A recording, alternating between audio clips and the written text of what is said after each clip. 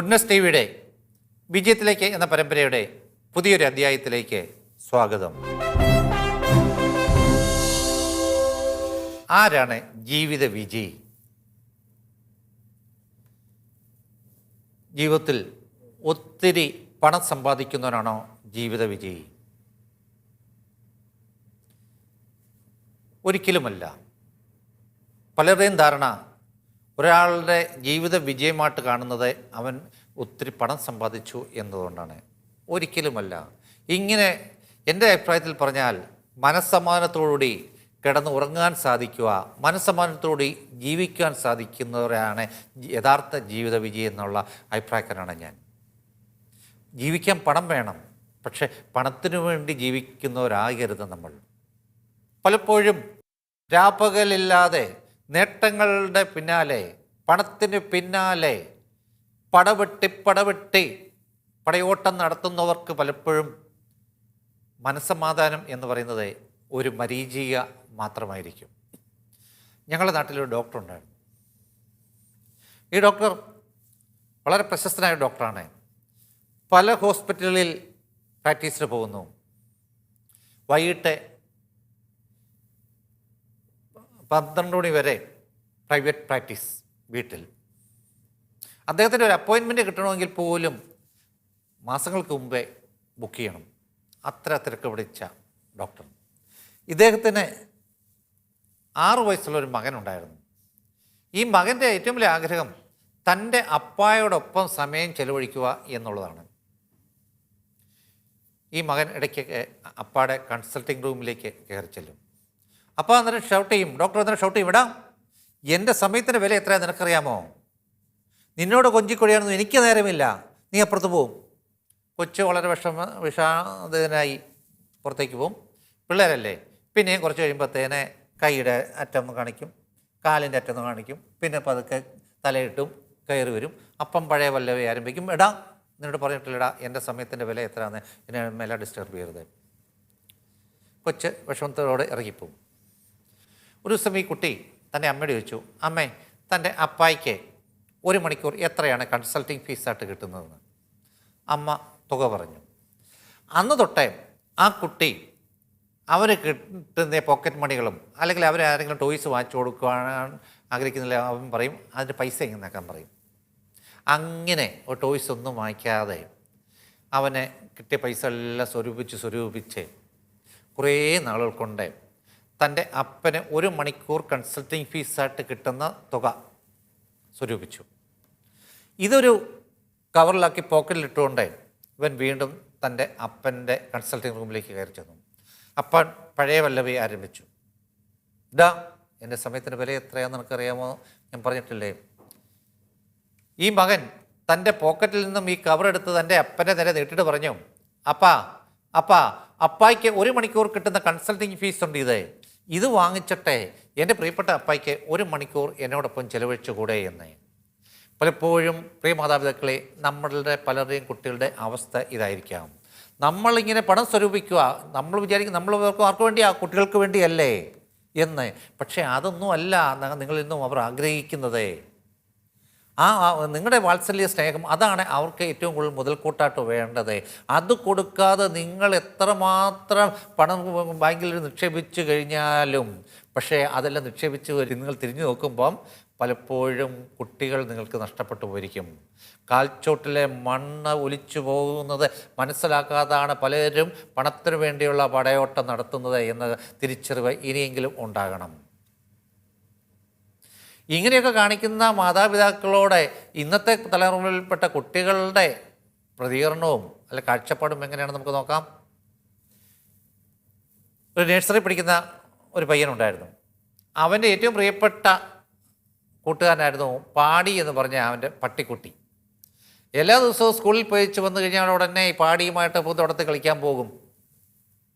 ഇതായിരുന്നു സ്ഥിരം പരിപാടി. ഒരു ദിവസം ഈ കുട്ടി സ്കൂളിൽ പോയ സമയത്ത് ഈ പാടി ഗേറ്റ് ചാടി റോഡിൽ ചാടി ഒരു വണ്ടി ഇടിച്ചു. ഈ പാടി എന്ന് പറഞ്ഞ പട്ടിക്കുട്ടി അങ്ങ് ചത്തുപോയി. അമ്മയ്ക്ക് ഭയങ്കര വിഷമമായി. അമ്മയ്ക്കറിയാം കൊച്ചു വരുമ്പോൾ ഭയങ്കര കരച്ചിൽ ബഹളമൊക്കെ ആയിരിക്കും അമ്മയ്ക്കറിയാം. പിന്നെ ഇതിനെ ചത്തുപോയ പട്ടിയെ പൂന്തോട്ടത്തിൽ കുഴിച്ചിട്ടു. എന്നിട്ട് പാടി എന്നൊരു ബോർഡും അമ്മ വെച്ചു. വൈകിട്ട് കുഞ്ഞ് വന്നു. അവനെ പാലും ബിസ്ക്കറ്റും ഒക്കെ കൊടുത്ത് അത് കഴിച്ചുകൊണ്ടിരിക്കുന്ന സമയത്ത് അമ്മ അവൻ്റെ തലയിൽ തലോടിയിട്ട് പറഞ്ഞു, മോനെ അമ്മ ഒരു കാര്യം പറയുവാണേ, മോൻ വിഷമിക്കരുത്, കരയൊന്നും ചെയ്യരുത്. എന്നാ അമ്മേ? മോനെ നമ്മുടെ പാടി ഒരു വണ്ടി ഇടിച്ച് ചത്തുപോയി. കുട്ടി കേട്ട ഭാവം പോലും ഇല്ല, കുട്ടിക്കൊരു ഭാവ വ്യത്യാസവുമില്ല. കുട്ടി ബാക്കി ബിസ്ക്കറ്റും പാലും എല്ലാം കഴിച്ചു. അതിനുശേഷം നേരെ പൂത്തോട്ടത്തിലേക്ക് പോയി. അവിടെ ചെല്ലുമ്പോഴാണ് ഒരു മൺകൂനയും പാടി എന്നൊരു ബോർഡ് ഇവിടെ ഇരിക്കുന്നു. ഇത് കണ്ടുകൊണ്ട് കൊച്ചു നെഞ്ചത്തടിച്ച് കറിഞ്ഞുകൊണ്ട് അമ്മയിലേക്ക് ചെന്ന് പറഞ്ഞു, അമ്മേ എൻ്റെ പാടിക്ക് എന്നാ സംഭവിച്ചെന്ന് ചോദിച്ചു. അന്നേരം അമ്മ പറഞ്ഞു, മോനെ നീ എന്നെ പാൽ കുടിച്ചോണ്ടിപ്പോൾ അമ്മ പറഞ്ഞില്ലേ ഇങ്ങനെ പാടി വണ്ടി ഇടിച്ച് ചത്തുപോയി കുഴിച്ചിട്ടെന്ന്. അയ്യോ അമ്മ, അത് പാടിയായിരുന്നോ? അമ്മ പറഞ്ഞപ്പോൾ ഞാൻ കേട്ടത് ഡാഡി എന്നാണ് ഞാൻ കേട്ടതെന്ന് പറഞ്ഞു. അന്നേരം നമ്മുടെ സ്നേഹം കൊടുത്തില്ല എങ്കിൽ നമ്മുടെ ഇന്ന് കുട്ടികളുടെ മാതാപിതാക്കളോടുള്ള പ്രതികരണം അല്ലെങ്കിൽ കാഴ്ചപ്പാടും ഇങ്ങനെ ആയിരിക്കും. പട്ടിക്ക് കൊടുക്കുന്ന വില പോലും നമുക്ക് തന്നു എന്ന് വരത്തില്ല എന്ന കാര്യം മനസ്സിലാക്കുക. ഇന്ന് നമ്മുടെ സമൂഹത്തിൽ തലങ്ങും വിലങ്ങും കാണാൻ പറ്റുന്ന ഒരു പ്രതിഭാസമാണ് പല വമ്പൻ പ്രസ്ഥാനങ്ങളും വമ്പൻ സ്രാവുകൾ എന്നൊക്കെ പറയാം കടപുഴകി വീഴുന്ന അവസ്ഥ. ഏത് രംഗത്ത് നോക്കിയാലും ഇഷ്ടം പോലെ കാണാൻ സാധിക്കും. പലപ്പോഴും എന്താണ് ഇങ്ങനെയുള്ള ഈ മൂക്കും കുത്തി വീഴുവാൻ ഇടവരുന്നത്? അവരെ ഒരു കാലത്ത് വിജയത്തിൻ്റെ കൊടുമുടിയിലെത്തിച്ച ഇപ്പം അവർ പാതാളത്തിലേക്ക് വീണ് കിടക്കുന്ന അവസ്ഥ റിപ്പോർട്ട് ചെയ്യുന്ന അവസ്ഥയാണ് പലപ്പോഴും മാധ്യമങ്ങൾക്ക് ഉള്ളത്. എന്താണ് ഇങ്ങനെയൊക്കെ സംഭവിക്കാൻ കാരണം? അതിന് കാരണം മറ്റൊന്നുമല്ല, ഉറച്ച ചുവടുവെപ്പുകൾ ഇല്ലാതെ മുമ്പോട്ട് പോയി, അല്ലെങ്കിൽ അത്യാർത്തി എന്ന് വേണേൽ പറയാം. നമ്മളിപ്പോഴും നമുക്ക് ജീവിതത്തിൽ വിജയിക്കണമെങ്കിൽ ഇപ്പോഴും വേണ്ടത് ഓരോ ചുവടും വളരെ വിജിലൻ്റായി മുൻപോട്ട് ചവിട്ടി പോവുക. ഒരു ചുവട് വെച്ച് അത് നല്ലപോലെ ഉറച്ചതിന് ശേഷം അത് 100% ഉറച്ചു എന്ന് ബോധ്യപ്പെട്ടിട്ട് വേണം അടുത്ത സ്റ്റെപ്പിലേക്ക് ചവിട്ടുവാൻ, അടുത്ത സ്റ്റെപ്പ് കയറുവാൻ. അങ്ങനെ കയറിപ്പോകുന്നവർക്ക് ഒരിക്കലും താഴോട്ട് പോരേണ്ടി വരത്തില്ല. അവർ അങ്ങനെയുള്ളവർ എന്നും ഓരോ സ്റ്റെപ്പുകൾ 1 by 1 ആയിട്ട് ഉയരങ്ങൾ താണ്ടി പോകും, അവിടെ നിലനിൽക്കുകയും ചെയ്യും. അവർക്കൊരിക്കലും ഒരു പരാജയം ഉണ്ടാകത്തില്ല. പക്ഷേ ഇന്ന് പലപ്പോഴും ഞാൻ മുമ്പേ പറഞ്ഞ പോലെ അത്യാർത്തി മൂർത്ത് 1ാമത്തെ സ്റ്റെപ്പിൽ നിന്ന് 4ാമത്തെ സ്റ്റെപ്പിലേക്ക് 5ാമത്തെ സ്റ്റെപ്പിലേക്ക് ചിലർ കാല് ചവിട്ടും. എന്താണ് ചെലുത്തുന്നത്? പലപ്പോഴും എന്താണ് എപ്പോഴും അങ്ങനെയുള്ള ആൾക്കാർക്ക് അടിത്തറയില്ല, അടിവേരുകൾ ഇല്ലാതെ ഒരു മരത്തിനും നിലനിൽക്കാൻ സാധിക്കത്തില്ല. അതൊരു ചെറിയ കാറ്റിൽ കടപുഴകി വീഴും. അതേസമയം നല്ല അടിവേരുകൾ ഉണ്ട് എങ്കിൽ, തായ്വേരുകൾ ഉള്ള മരമാണെങ്കിൽ ഒരു കൊടുങ്കാറ്റിനും അതിനെ തകർക്കാനോ തളർത്തുവാനോ സാധിക്കത്തില്ല. എപ്പോഴും നമുക്ക് ജീവിതത്തിൽ ഉയരങ്ങൾ താണ്ടി മുമ്പോട്ട് പോകണമെങ്കിൽ എപ്പോഴും നമ്മുടെ അടിത്തറ ബലമായിരിക്കണം. അടിത്തറ ബലമുണ്ട് എങ്കിൽ നമുക്ക് അതിന് മുകളിൽ ഗോപുരങ്ങൾ കെട്ടിപ്പൊക്കാം.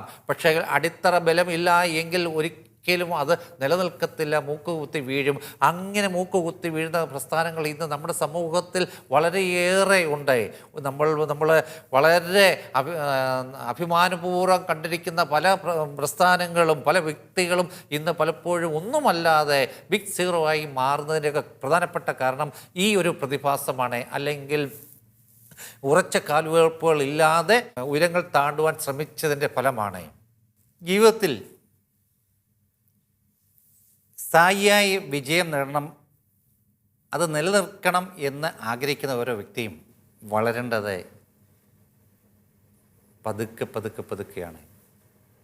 ഒരു ചെടി വളരുന്നത് പോലെയാണ്, അദൃശ്യമായിട്ടായിരിക്കണം. നിരന്തരമായ വളർച്ചയ്ക്ക് അനുകൂലമായ ഒരു ഘടകവും അവഗണിക്കരുത്. ഒരു രാത്രി കൊണ്ടോ പകൽ കൊണ്ടോ വളർന്നു വലുതാകുന്നതിൽ അനുഭവക്കുറവിൻ്റെയും അനിശ്ചിതത്വത്തിൻ്റെയും അപകടങ്ങൾ പതിയിരിപ്പുണ്ട് എന്ന തിരിച്ചറിവ് നമുക്കുണ്ടാകണം. വലുതാകുമ്പം ജീവിതത്തിൽ എങ്ങനെ വിജയിക്കാം എന്ന് ചോദിച്ച ഒരു കുട്ടി അവൻ്റെ വല്യപ്പൻ ഒരു ഫ്ലവർ നഴ്സറി പോയി. ഒരേ വലിപ്പത്തിലുള്ള 2 ചെടികൾ വാങ്ങി. അതിലൊന്ന് വീടിൻ്റെ അകത്തെ വളരെ സുരക്ഷിതമായി വെച്ചു. അതിന് വെള്ളവും വളവും കൊടുത്തു. അതിനെ അതിഭയങ്കരമായി സംരക്ഷിച്ചു. മറ്റൊന്ന് പുരയിടത്തിൽ കൊണ്ട് നട്ടു. അത് വെയിലും കൊണ്ട് കാറ്റും അടിച്ച് മഴയും അടിച്ച് അതും വളർന്നു. ഈ നട്ടതിന് ശേഷം ഈ വല്യപ്പൻ കൊച്ചിനോട് ചോദിച്ചു, മോനെ, നിൻ്റെ അഭിപ്രായത്തിൽ ഇതിൽ ഏത് ചെടിയായിരിക്കും നന്നായി വളരുക എന്ന്.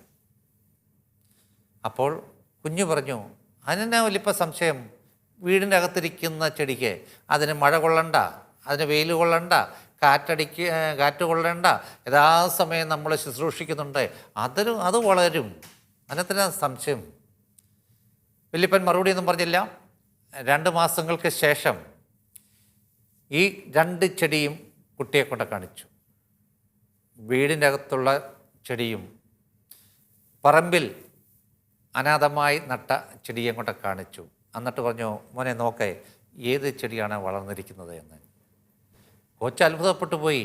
വീട്ടിൽ ഇത്രയും സംരക്ഷിച്ച് വളർത്തിയതിൻ്റെ ഇരട്ടി കൂടുതൽ വളർന്നിട്ടുണ്ട് പുരയിടത്തിൽ വെച്ച ഈ കാറ്റും മഴയും വെയിലും അടിച്ച് പ്രതിസന്ധികളെ തരണം ചെയ്ത് വളർന്ന ചെടി.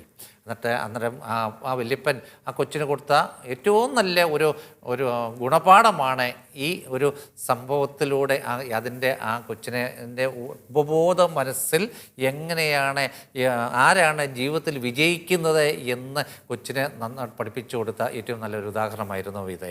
അതിന് തീർച്ചയായിട്ടും പ്രതിസന്ധികളിലൂടെ മാത്രമേ ആർക്കും ജീവിതത്തിൽ വിജയിക്കുവാൻ സാധിക്കത്തുള്ളൂ. അങ്ങനെ ഉള്ളതൊന്നും ഒരിടത്തും തളരത്തില്ല, തകരത്തില്ല. ഒന്നിനും ഏക്കാലവും സംരക്ഷണ വലയം ആവശ്യമില്ല. അങ്ങനെ വളർന്നതൊന്നും സ്വയം പര്യാപ്തതയോടെ ബാലപാഠം പോലും പഠിച്ചിട്ടുണ്ടാകത്തില്ല.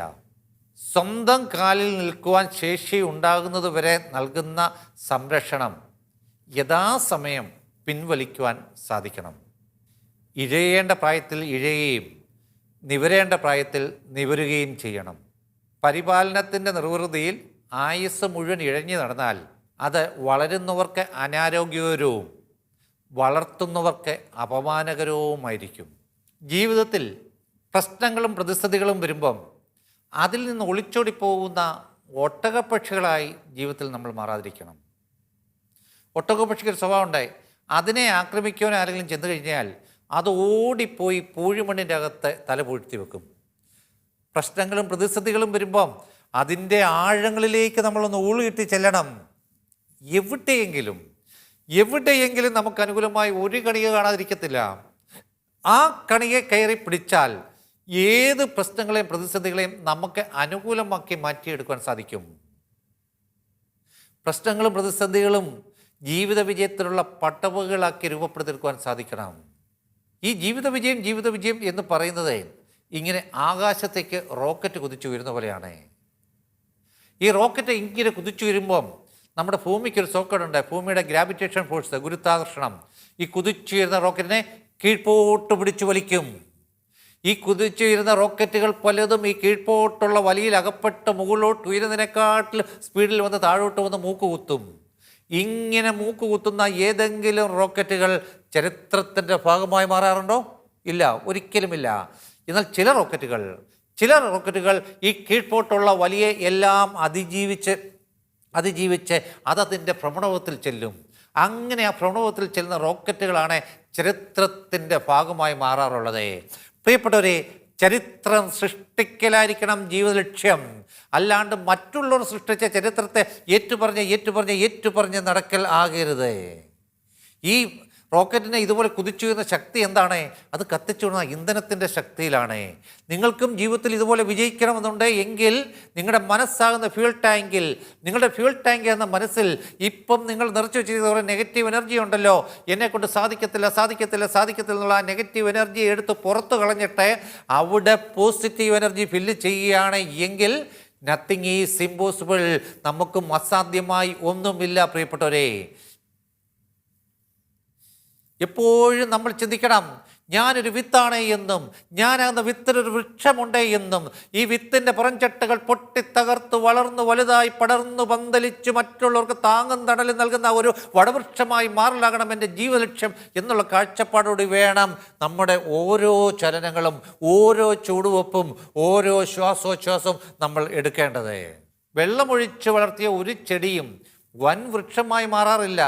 സ്വന്തം വേരാൽ വെള്ളം കണ്ടെത്തുന്ന ചെടികൾക്ക് മാത്രമേ വൻ വൃക്ഷമായി മാറുവാൻ സാധിക്കത്തുള്ളൂ. മഴ പെയ്യുമ്പം പക്ഷികൾ എന്താണ് ചെയ്യുന്നത്? പക്ഷികൾ പൊത്തിക്കറി ഒളിക്കുന്നു. എന്നാൽ പരുന്ത് എന്താണ് ചെയ്യുന്നത്? പരുന്ത് മേഘത്തിന് മേലെ പറക്കുന്നു. പ്രശ്നങ്ങളും പ്രതിസന്ധികളും വരുമ്പോൾ നമുക്കിതിൽ ഏത് വഴി വേണമെങ്കിലും സ്വീകരിക്കാം, പൊത്തിക്കറി ഒളിക്കാം, ഓരോ എഫേർട്ടും വേണ്ട, ആർക്കും സാധിക്കും. എന്നാൽ പ്രശ്നങ്ങൾക്ക് മേലെ പറക്കണമെങ്കിൽ എഫേർട്ട് എടുക്കണം.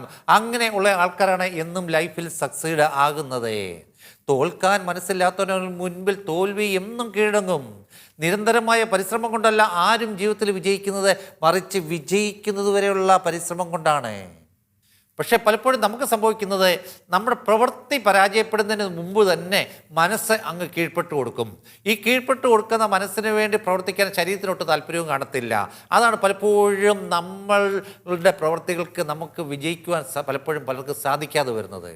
ഒരു ജീവിത വിജയെ കല്ലെറിയാൻ സമൂഹത്തിൽ പലരും ശ്രമിച്ചെന്നിരിക്കും. പക്ഷേ ആ ഏറുകൊണ്ട് വാടേണ്ടവരല്ല ജീവിത വിജയം ലക്ഷ്യമാക്കി കുതിക്കുന്നവർ. ചില്ലകളറുത്ത ചെടികൾക്ക് പറയുവാനുള്ളത് ചില്ലകളറുത്തതിൻ്റെ കഥനകഥയോ വേദനയുടെ ചരിത്രമല്ല, മറിച്ച് പുതുരൂപത്തിൻ്റെയും പുതുവളർച്ചയുടെയും പുതുനാമ്പിൻ്റെയും സാധ്യതകളെപ്പറ്റി ആയിരിക്കണം. ദൃശ്യമായ എല്ലാ വിജയത്തിനു പിന്നിലും അദൃശ്യമായ പല ത്യാഗത്തിൻ്റെയും കഷ്ടപ്പാടിൻ്റെയും അപമാനത്തിൻ്റെയും ഒറ്റപ്പെടുത്തലിൻ്റെയും ഒക്കെ കഥകൾ പറയുവാനുണ്ടായിരിക്കും. ആരുമറിയാതെ ഈ കൂട്ടർ ആർജിവിച്ചെടുത്ത കഴിവുകളും അറിവുകളും പ്രത്യക്ഷത്തിൽ കാണുന്നതിൻ്റെ 10 മടങ്ങായിരിക്കും ഇവരുടെ ഉള്ളിൻ്റെ ഉള്ളിലുള്ള കാര്യപ്രാപ്തിയും കർമ്മശേഷിയും. അങ്ങനെയുള്ള വ്യക്തികളെ തകർക്കുവാൻ ഒരു ശക്തിക്കും സാധിക്കത്തില്ല എന്ന തിരിച്ചറിവോടുകൂടി ഞാൻ മുമ്പേ പറഞ്ഞ പോലെ ഓരോ സ്റ്റെപ്പും ഉറച്ച കാൽവയ്പോടുകൂടി വിജയത്തിൽ നിന്നും വിജയത്തിലേക്ക് നമുക്ക് മുന്നേറാം. ഗുഡ്നസ് ടിവിയുടെ വിജയത്തിലേക്ക് എന്ന പരമ്പര ഇവിടെ അവസാനിക്കുന്നു. നന്ദി, നമസ്കാരം.